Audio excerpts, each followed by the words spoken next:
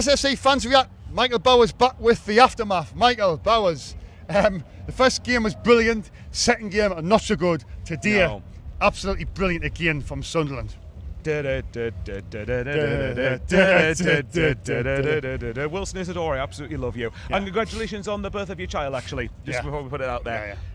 Well, I was at Burnley last week and it was pretty, to put it bluntly. Pretty. Do you want me to swear or do you want me to keep it clean? No, it's just it was fucking shite at Burnley then, there you go. And part of me is still a little annoyed we lost at Burnley, if I'm totally honest, because I do think Burnley will go down. We were really, really poor. But to be fair, but they did deserve it though. I'm not going to make any... Burnley did deserve to beat us. But then it obviously comes on to this. I mean, obviously... Just quickly on that game, Mike, we'll talk briefly about that because we haven't really done a thing about it. Why do you think we lost that game last Saturday? Because we didn't keep a clean sheet. Yeah. And no, but why was that? Yeah. It was power. I think it was... Very quickly at Burnley, because we obviously want to talk about this game, but with Burnley, I think it was a case of the first half was quite cagey. It was between two promoted sides. You could tell that neither of them wanted to make too many errors. Yeah. Obviously, we had two big chances with Mayenda and then Talby at Burnley. Yeah. Obviously, we didn't take either of those. Yeah. And if you don't take and this league's just shown, and I think Brentford will probably find that out, if you don't kill games off or you don't take your chances, you get punished, don't you? So, from as far as I'm concerned, yeah, Burnley, of course, was still really poor. Second half,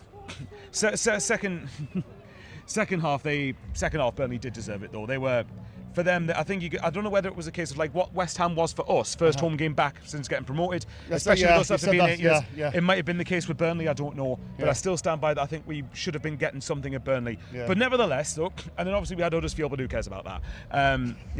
Evidently we didn't with our team selection. But then I'm not even going to talk about the Huddersfield game, but all I'll say is that was just plastic kiss boat. Yeah, all I'll say is the 11 we put out against Huddersfield should still have been good enough to put. Yeah, absolutely. But I took us to win 4-5, and I said we'll win this game, no problem. Right, so what Shaun's saying is he tips us to beat Huddersfield by 4 or 5 goals. He says he doesn't know whether Isidore Mayenda will get 10 goals between them. So long story short, do not listen to Shaun. Do not listen to me. Do not listen to Shaun Middleton. Nice, I love you, bro. He's still class, but just ignore him. But yeah, look, either way. But then we come on to today, and I think CJ said it in an interview, which I know will be on a separate video by this. I've said it in my video as well. Well, I've shown you the clip of. If you watch my video, there's a 20-second montage of how my emotions went throughout that game. That was excellent, man. You've got which I thought make sure you watch.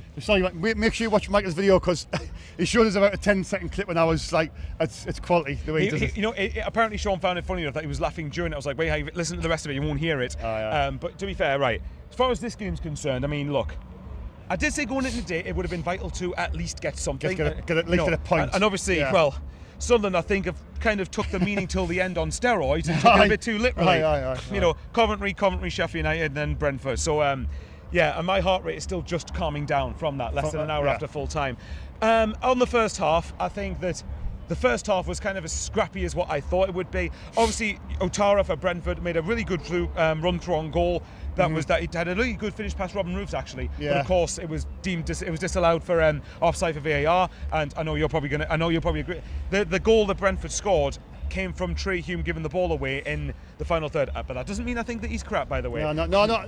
I know you don't like him, and that's fine. It's your opinion. I don't like him. I just don't think he's. You don't rate him as highly as other people. It's what people think he is. Yeah, that's fine. So it's all opinions, isn't it? But it did come from us being a bit trying to get the ball forward and trying to be a bit too adventurous with it. See, there you go, the horns are going off. And then obviously we just got done for pace because Otara's really, really quick. So, but obviously it got disallowed with VAR. The rest of it, I think we kind of had a couple of decent chances in the first 10 minutes that we didn't end up taking. But then the game was mostly kind of a scrappy physical sort of battle, really. And I think we had to literally put blood, sweat and tears to stay in the game at 0-0 at half-time.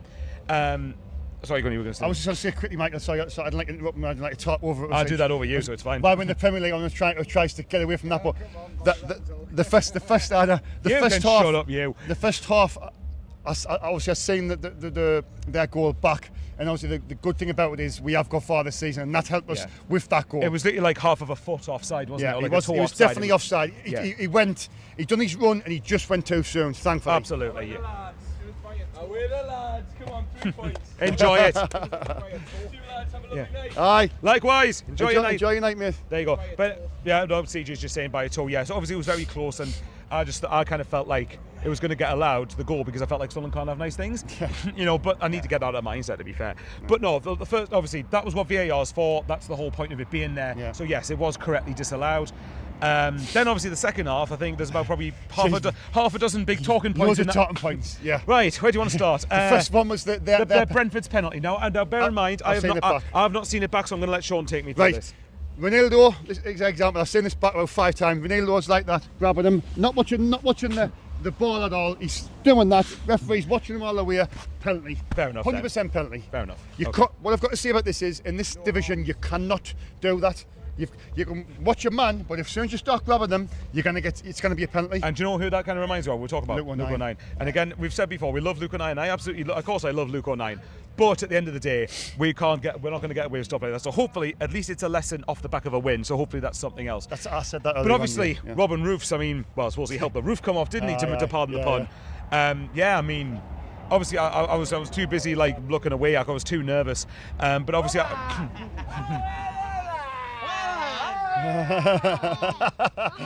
exactly. They've said it. But yeah, so. Oh, it's brilliant. See, it's lovely seeing people happy. Yeah. But yeah, exactly. So, but no, the penalty, obviously, when you hear the roar going off, that obviously Roof saves the penalty. That was the first of 6 talking points across the half. Sorry, go on. You were saying? He's already going to be, for me, me and you both agreed that the keeper this season could be huge. And he's in my fantasy team as well, so I'm even happier. Oh, so that's why Shaun was happy to do well. Fantasy team, yeah. Yeah. But it was huge though, isn't it? Yeah. Like you said, over the course of a season, especially when we are going to be second favourites in pretty much nearly every game, I would imagine. Yeah. Maybe when we play Leeds at home and Burnley at home, that might be the few games where we are favourites. But either way, we're going to be what's what I'm looking for? Outsiders with bookies and everything else. I don't pay much attention to bookies odds, but we're going to be deemed second favourites in nearly every game this season. So we're going to have to scrap for everything, and the keeper's important in that. So, absolutely, yeah. And by the way, just to put it out there, I still like Anthony Patterson. I don't think he's as bad as people make him out to be, but you could just tell Robin Roofs has got a different level of composure, different level of quality. It's a step up, isn't it? Yeah. And as harsh as it sounds, if we want to stay in the Premier League, which is the league that we should be established in, by the way, Michael, then. There's no time, Michael. There's no time for sentimental. Your Dan Neils and your Pattersons. You've got to upgrade, haven't you? Trey Hume, certain these players. If there's somebody better, you've got to put them in. Of course, absolutely. So yeah, no, it was massive. It was massive. That was a massive moment in what was 10 massive moments in the second half. Yeah. Obviously, the penalty then gets saved. Yeah. Then of course Brentford score. Which at that point I'm thinking, well, you'll have to talk me through that goal. I've seen it back. It was a cross. I don't know how they got the guy name. Cross come in. Trey Hume just switches off for a couple of seconds, and then Thiago? He comes across him, heads it, and that for me, you'll watch it back, match of the day or the highlights, and it was again Trey Hume. I'm not picking on him, but if you all see it back, you'll see. I need to switch see it off for a second in this division, you'll get punished. It's lethal, isn't it? Yeah, it's lethal. Well, this is why we've brought in this McKaylee. So you brought in. McKaylee's a right back who can play centre half, isn't he? So obviously, I know, and he actually did all right today, centre half, to be fair. Yeah. But the point, obviously 1-0 down, and there wasn't long left, was there? It was 77 minutes. 78 minutes, I think, when they scored. So you're thinking, shit. This is going to be. But to be fair. What was the next massive moment? I've seen this part as well. It's not you doing the top, but I've seen this one as well. Yeah. So right. Corner. Obviously I think corner comes in and we get a penalty. Now originally I saw Kelleher kind of fly into his own net, and I thought, he's given a free kick because of that. So what was that one given for? Again, the referee was watching. It was arms round. I think I'm not sure who the player was because I was just about to come out the house. I think it was McKaylee again. The arms around and he had a grip of him. So the referee straight away point the spot, quickly check it back, and it's 100%. It's a penalty. Well, if that's the case, it makes you wonder how players keep doing that if they know that if VAR is going to keep picking them up. As I'm saying, why do players do that when you've got to try and not? Especially when. What's the word I'm looking for? When everything you're going to be doing is going to be micro-analysed and over-scrutinised on VAR. So, but either way, look, we got the penalty, and of course, I can't be the only Sunderland fan that was thinking, our penalty record in normal time since... I'll tell you what, before today, see if Shaun knows this, before today, when was the last time we scored from the penalty spot in normal time, not including the penalty shootout? I'm not sure, but I know because the commentator said we've missed 4 penalties prior to this. I'll tell you, it was last September when we lost 3-2 at Plymouth.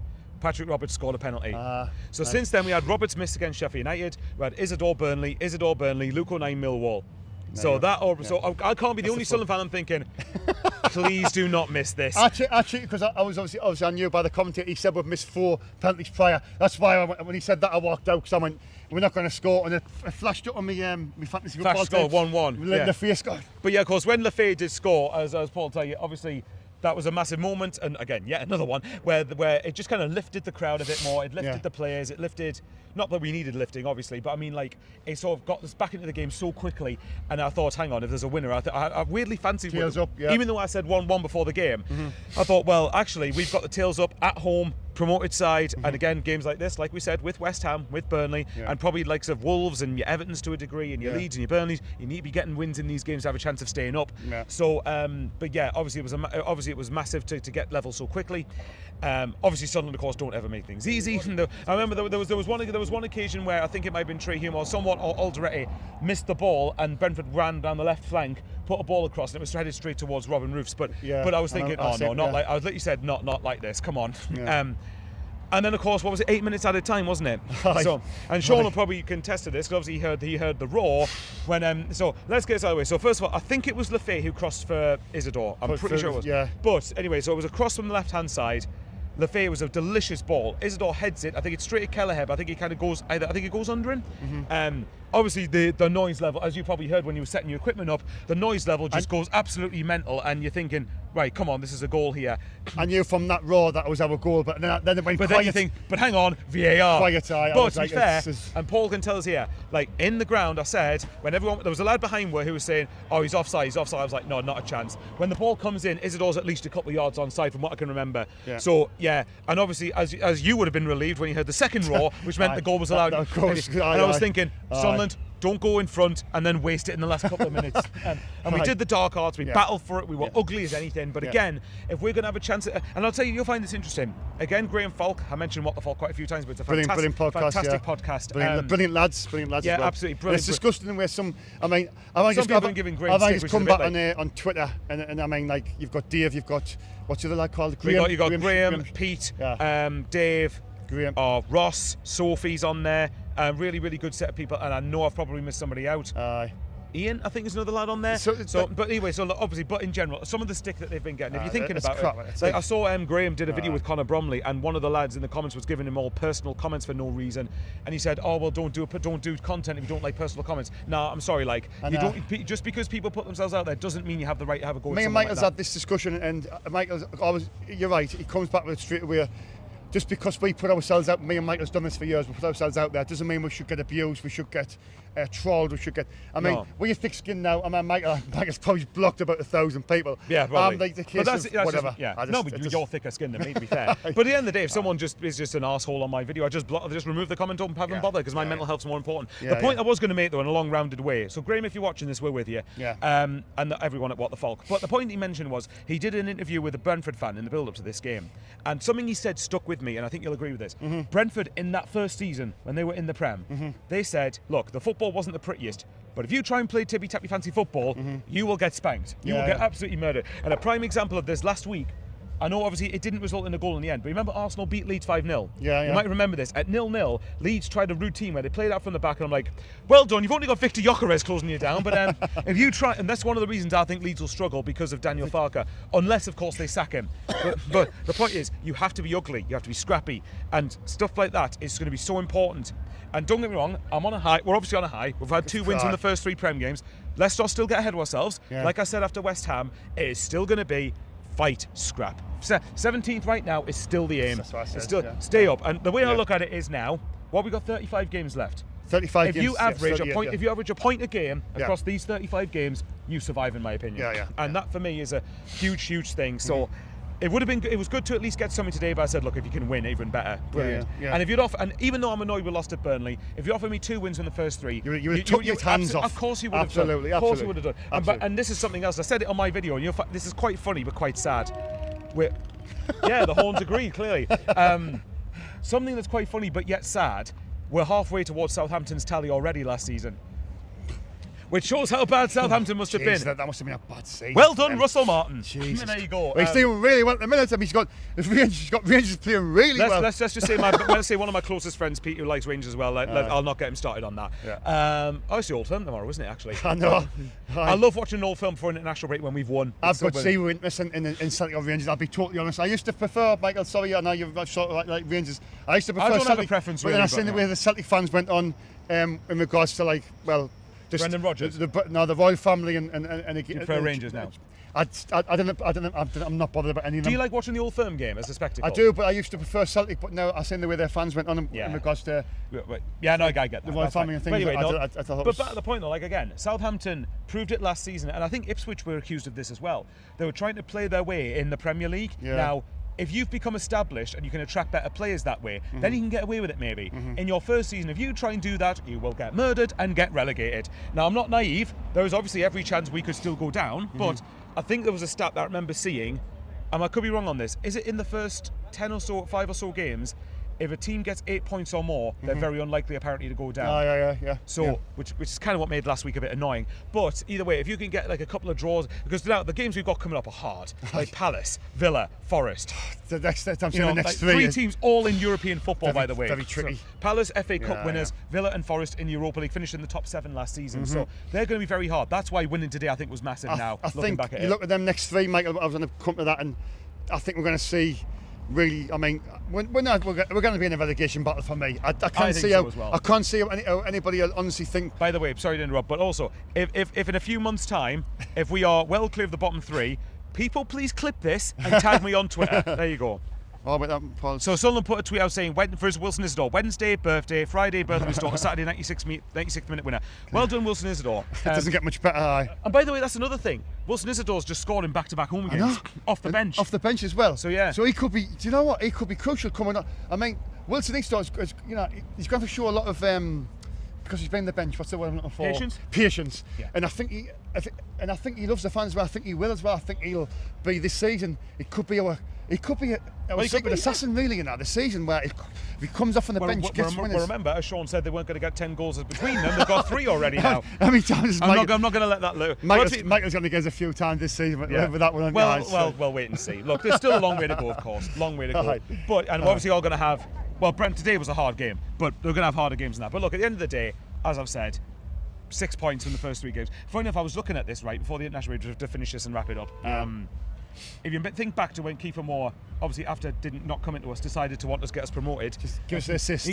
Casually give the ball to Tommy Watson. But seriously though, if you look back now, and I said this after West Ham, but there was only 2 games in the Championship played then. Since then, it's 4.